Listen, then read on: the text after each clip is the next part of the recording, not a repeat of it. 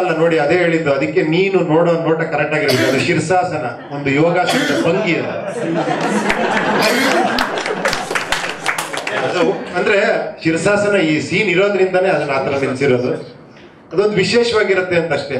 ಆಮೇಲೆ ಇನ್ನೊಂದು ನೋಡಿ, ಅದ್ರ ಬಗ್ಗೆನೂ ಕೂಡ ನೀನು ಅನ್ನುವಂತ, ಅಂದ್ರೆ ನೀವು ಅನ್ನುವಂತ ಎಲ್ಲ ಅಭಿಮಾನಿಗಳು ಪ್ರತಿಯೊಬ್ರು ಕೂಡ ಅದ್ರ ಬಗ್ಗೆ ಒಂದೊಂದು ರಿಯಾಕ್ಷನ್ ಹೆಂಗಿತ್ತು ಅಂದ್ರೆ, ನನ್ನ ಕೆಲವು ಕಡೆ ಓದ್ದೆ ನೋಡಿ, ಹಾಲು ಉಳಿತದೆ, ಅಟ್ಲೀಸ್ಟ್ ಹಾಲು ಅಭಿಷೇಕ ಮಾಡೋದು ನಿಲ್ಲುತ್ತೆ, ಸುಮ್ಮನೆ ರಾಶಿ ಹಾಕೋದು ಉಳಿತದೆ, ಎಷ್ಟೋ ಪಾಸಿಟಿವ್ ವಿಷಯಗಳಿದೆ. ಎಲ್ಲವೂ ನಾವು ನೋಡೋದ್ರ ಮೇಲೆ ಡಿಪೆಂಡ್ ಆಗುತ್ತೆ.